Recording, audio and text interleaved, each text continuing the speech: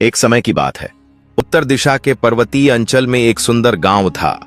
हरी भरी धरती, बहती नदियां और खेतों में लहराती फसलें। उसी गांव में किसान भीमसेन अपनी दो पत्नियों गौरी और यशोदा के साथ रहता था। समय के साथ दोनों स्त्रियां गर्भवती हुईं। जब प्रसव का समय आया तो गौरी को दो स्वस्थ पुत्र हुए, अर्जुन और कर्ण। लेकिन यशोदा के गर्भ से जन्मा एक मिट्टी का घड़ा। यह सब जानने के बाद किसान ने कठोर स्वर में कहा, तुम शापित हो, इसलिए मैं तुम्हारे साथ नहीं रह सकता। मैं तुम्हें एक जमीन दे देता हूं, तुम वहीं जाकर रहो। गांव वालों ने भी यशोदा को तिरस्कार भरी निगाहों से देखा और वही बात दोहराई, तू अपशगुनी है, तू इस गांव की औरत नहीं रह सकती। यशोदा की आंखों से आंसू बहने लगे। वह बिना कुछ बोले अकेली और टूटी हुई उस जमीन की ओर चल पड़ी। उसके कदम डगमगा रहे थे, लेकिन उसका हौसला अब भी जिंदा था। जमीन पर पहुंचकर उसने खुद अपने हाथों से मिट्टी का एक छोटा सा घर बनाया, जो उसकी नई दुनिया बन गया। अब वही घर उसकी छाया था, वह घड़ा। लेकिन यशोदा ने उसे पुत्रवत प्रेम दिया। वह उसे नहलाती सुलाती और संस्कार देती। घड़ा अब बड़ा हो गया था, नाम रखा गया घड़ू। पर जब अर्जुन और कर्ण खेलते तो घड़ू उनके पीछे जाता। वे क्रोधित होकर कहते, तू हमारा भाई नहीं है, तू तो घड़ा है, एक लात मारेंगे तो चूर हो जाएगा। डरा हुआ घड़ू चुपचाप लौट आता। एक दिन जब दोनों बेटे जवान हुए, गौरी ने कहा, बेटा अब समय है कुछ कमाने का, दुनिया देखो, कुछ बनो। दोनों भाई शहर की ओर निकल पड़े। घड़ू भी पीछे पीछे चल पड़ा।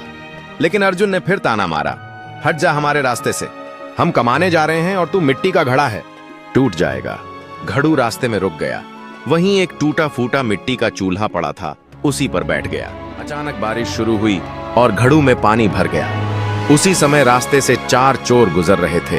बैलगाड़ी में लूट का सामान था, धान, चावल, दाल, पैसे। एक चोर बोला, चलो इसी चूल्हे पर खाना पका लेते हैं, ये घड़ा तो पानी से भरा है। चोरों ने उसमें चावल डालना शुरू किया, पहली बोरी, फिर दूसरी, फिर तीसरी, मगर घड़ा खाली ही रहा। चोर घबरा गए, यह कैसा जादुई घड़ा है। डरे सहमे चोर सब सामान उसी में डालकर भाग गए। घड़ू चूल्हे से उतरा और लुढ़कता हुआ घर लौट आया। दरवाजे पर पहुंचकर बोला, मां खोलो, देखो मैं क्या लाया हूं। यशोदा ने दरवाजा खोला तो घड़ू ने 3 अलग-अलग कोठियों, भंडारों में चावल, दाल और पैसे डाल दिए। सब चकित। गांव भर में चर्चा फैल गई, घड़ा धन ले आया है। जब घड़े ने बहुत सारा धन एकत्र कर लिया, तब उसने एक अत्यंत सुंदर घर बनवाया, जो बिल्कुल एक राजमहल की तरह भव्य और आलीशान था। उसकी दीवारें चमचमाती थीं, खंभों पर बारीक नक्काशी उकेरी गई थी और हर कोना शाही वैभव से दमक रहा था। यशोदा की खुशी का कोई ठिकाना नहीं रहा। जिस जीवन में अब तक सिर्फ आंसू और तिरस्कार था, अब उसमें एक छोटी सी उम्मीद की लौ जल उठी थी। घड़ू फिर उसी चूल्हे के पास पहुंचा। बारिश हुई, पानी भरा और इस बार वहां से निकला था राजा आदित्य वर्मा अपनी राजकुमारी चंद्रलेखा और सेना के साथ। राजा को अचानक बहुत तेज प्यास लग गई। वह प्यास से व्याकुल होकर जंगल में इधर उधर देखने लगे। तभी उनकी नजर एक घड़े पर पड़ी। राजा ने घड़े की ओर बढ़ते हुए सोचा कि शायद यह उनकी प्यास बुझा सके। राजा ने जैसे ही घड़े के पानी को छुआ, उसका हाथ घड़े से चिपक गया। भयभीत राजा ने घड़ू से विनती की, मुझे छोड़ दो। घड़ू बोला, मुझे तुम्हारी पुत्री से विवाह चाहिए, तभी छोड़ूंगा। डरा हुआ राजा मंजूर कर लेता है और उसी रात घड़ू का विवाह राजकुमारी चंद्रलेखा से कर दिया जाता है। राजा ने अपनी पुत्री से भावुक स्वर में कहा, बेटी तुम्हारे हाथ में जो लिखा था वही आज घटा है, मैं कुछ नहीं कर सका। यह कहकर वह रोता हुआ अपनी पुत्री को मिट्टी के घड़े के साथ रथ पर विदा कर देता है। घड़ा राजकुमारी के साथ अपने घर की ओर चल देता है। जब वह घर पहुंचता है तब वह कहता है, मां दरवाजा खोलो, बहू का स्वागत करो। यशोदा कहती है, यह क्या कह रहा है, यह तो घड़ा है, इससे भला कौन विवाह करेगा।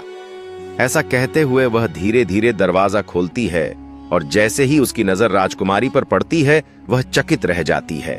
दरवाजे पर एक अद्भुत रूपवती राजकुमारी खड़ी थी। उसे शुभ भाव से आरती करके नजर उतार कर स्वागत करती है। राजकुमारी अंदर गई और पलंग पर बैठकर सोचने लगी, मेरा विवाह तो एक घड़े से हुआ है, अब मेरा क्या होगा।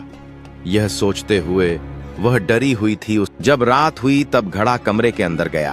अंदर जाते ही दरवाजा अपने आप बंद हो गया और घड़ा एक सुंदर राजकुमार के रूप में बदल गया। सुंदर युवक को देखकर राजकुमारी की खुशी का ठिकाना न रहा। वह बातें करने लगी और प्रेम से रहने लगी। हर रात घड़ा सुंदर राजकुमार बनता और सुबह फिर घड़ा हो जाता। उधर यशोदा अत्यंत चिंतित रहने लगी। घड़ा बहू तो ले आया है, लेकिन क्या वह घर के रीति रिवाजों और परंपराओं को निभा पाएगा? परंतु एक सुबह कुछ ऐसा हुआ जिसने उसे और भी हैरान कर दिया। राजकुमारी प्रफुल्लित मन से रसोई में भोजन बना रही थी। वह मुस्कुरा रही थी जैसे कोई पीड़ा या संकोच उसके मन में न हो। यशोदा अचंभित रह गई। वह राजकुमारी जहां सोती थी उसी कमरे के दरवाजे में वह खुद जाकर एक छेद कर देती है। जब रात होती है तो वह दरवाजे के उस छेद से झांक कर देखती है और देखकर चकित हो जाती है। वह एक घड़ा था जो अब एक सुंदर राजकुमार के रूप में बना हुआ था। यशोदा की आंखों से आंसू बह निकले। मैंने उसे पाला बड़ा किया, पर ऐसा रूप, ऐसा सौंदर्य, ऐसा भाव मैंने कभी नहीं देखा। क्या मैं उसकी मां होकर भी इतनी अनजान रही? सुबह होते ही यशोदा ने राजकुमारी को पास बुलाया और पूछा, बेटी, तुम दिन भर कैसे रहती हो? क्या तुम्हें कोई कठिनाई नहीं होती? राजकुमारी ने मुस्कुराकर उत्तर दिया, मां, कठिनाई कैसी? मेरा स्वामी तो एक सुंदर, स्नेही और बुद्धिमान राजकुमार है। दिन में वह घड़े का रूप लेता है, पर रात्रि होते ही वह अपने असली स्वरूप में आ जाता है। यशोदा ने गंभीर स्वर में कहा, बेटी, यदि तुम चाहो कि वह हमेशा के लिए राजकुमार ही बना रहे, तो आज रात्रि जब वह अपने असली रूप में आ जाए तो तुम वह घड़ा एक पत्थर से तोड़ देना। न रहेगा घड़ा, नहीं, वह फिर से उसमें समा पाएगा। वह सदा के लिए वही राजकुमार बन जाएगा। जब रात हुई तब राजकुमारी ने वैसा ही किया जैसे हर दिन होता था। घड़े से राजकुमार निकला और वह थक कर सो गया। लेकिन उस रात कुछ अलग था। राजकुमारी ने चुपचाप एक भारी पत्थर उठाया और सोते हुए घड़े पर दे मारा। घड़ा टूटकर चकनाचूर हो गया। तभी राजकुमार घबरा कर उठ बैठा। उसने टूटा घड़ा देखा और चिल्ला उठा, यह तुमने क्या कर डाला? अब मैं कैसे लौटूंगा? अब मैं कभी अपने रूप में नहीं जा पाऊंगा। मां बोली, बेटा, तुम्हें घड़ा बनने की कोई जरूरत नहीं है। तुम जैसे हो वैसे ही रहो, तुम्हें कुछ नहीं होगा। मैं दुनिया को बताऊंगी कि तुम मेरे बेटे हो। फिर वह जाकर अपने पुत्र को गले लगा लेती है और दोनों हंसी खुशी साथ रहने लगते हैं।